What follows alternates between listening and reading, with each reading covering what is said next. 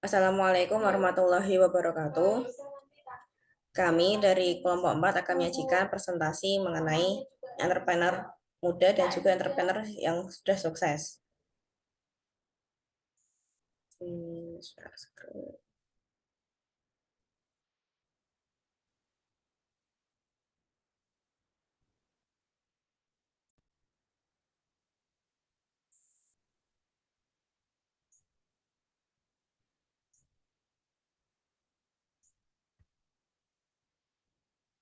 Yang pertama adalah entrepreneur baru dan juga entrepreneur sukses. Untuk wawancara pengusaha di sekitar kita, saya memilih untuk mewawancarai Bara Saryom dengan produk usahanya garam dapur merek Jet. Pertama wawancaranya adalah cara memulai usaha baru. Ketika ingin memulai usaha baru, yang pertama dan utama harus dimiliki adalah tekad yang kuat. Kemudian yang kedua adalah modal. Selain itu harus memiliki sikap yang ulet, telaten, dan juga pantang menyerah. Sebelum memulai usaha baru, kita juga harus mengamati peluang-peluang yang ada dan mulai memikirkan bagaimana pemasarannya. Kemudian yang kedua adalah strategi pemasaran. Ketika mulai memproduksi barang, kita harus mulai memikirkan bagaimana cara memasarkannya. Karena ini adalah produk garam, pertama kali yang dilakukan oleh beliau adalah menawarkan dari warung ke warung, toko ke toko, karena sebagian besar sudah memiliki pelanggan tersendiri. Selain itu, beliau juga memanfaatkan media sosial seperti Facebook untuk memasarkannya. Kemudian yang ketiga ada omset, karena masih tergolong usaha yang baru, omset yang pertama kali didapatkan belumlah besar. Waktu pertama kali, omset yang didapatkan hanya sekitar 150.000 saja per harinya. Kemudian lambat laun sekarang mulai naik menjadi 500.000 sampai 700.000 per harinya. Kemudian kendala yang dihadapi ketika memulai usaha. Kendala yang paling utama saat itu adalah rasa malu yang masih sangat besar, apalagi ketika menawarkan barang dari warung ke warung. Selain itu juga terdapat rasa takut apabila produk tidak laku karena persaingan yang sangat ketat.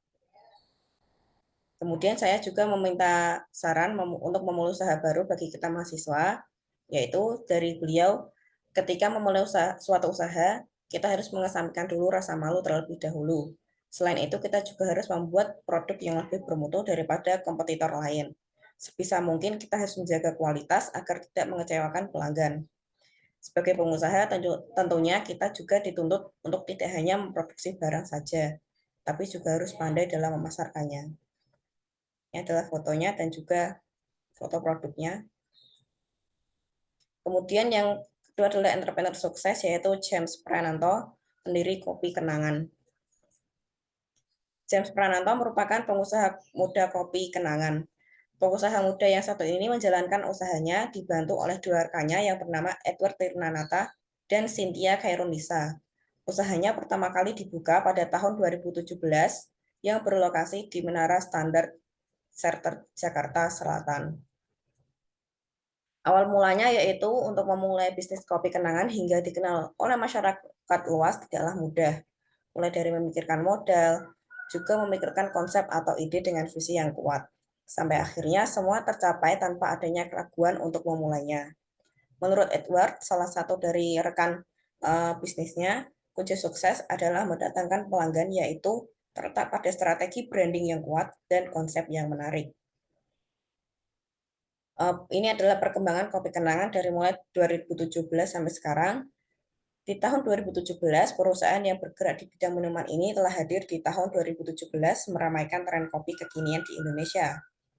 Menyajikan menu berkualitas tinggi dengan harga yang terjangkau, yang mampu menyaingi brand internasional serta brand lokal yang parkir di warung-warung.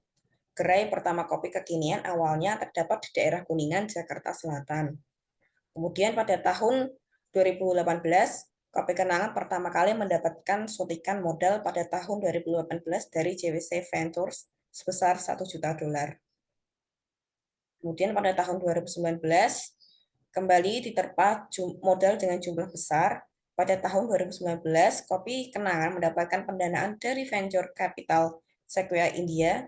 Bisnis VNB satu ini juga membuat berita geger dengan mendapatkan suntikan dana dari modal Ventura, rapper Amerika Jay-Z, serta berbagai atlet internasional. Kemudian di tahun 2020, karena adanya pandemi corona, khawatir dengan pandemi, pihak Kopi Kenangan sempat lesu, mengatakan akan mengalami kerugian layaknya bisnis V&B di tahun tersebut. Namun nyatanya, bisnis ini mampu menuangkan 30 juta gelas kopi yang terjual laris. Lalu kemudian di tahun 2021, perkembangan Kopi Kenangan ini tumbuh melejit dengan segala ketenaran dan kelancaran dana. Kopi Kenangan telah membuka gerai dengan total lebih dari 500 gerai di Indonesia. Seluruh gerai bisnis ini mampu menyerap lebih dari 3.000 tenaga kerja. Di tahun ini juga Kopi Kenangan meluncurkan brand makanan dan minuman terbaru di bawah naungannya yaitu Cerita Roti.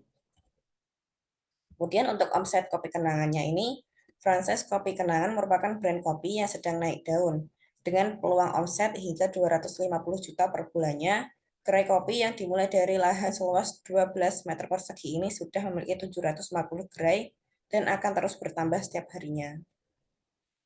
Untuk strategi pemasarannya, dalam penjualan di gerainya, Kopi Kenangan mengusung strategi yang berbeda, yaitu sistem Grab and Go. Sistem ini merupakan sistem di mana pembelian kopi dilakukan hampir mirip dengan penjualan take away. Dalam pemasaran dan pengembangan bisnisnya, kedai kopi Kenangan menggunakan strategi perluasan yang sangat agresif. Di setiap bulannya ada 3-5 gerai baru yang berhasil dibuka oleh kedai kopi Kenangan. Ini adalah foto produk kopi Kenangan. Terima kasih.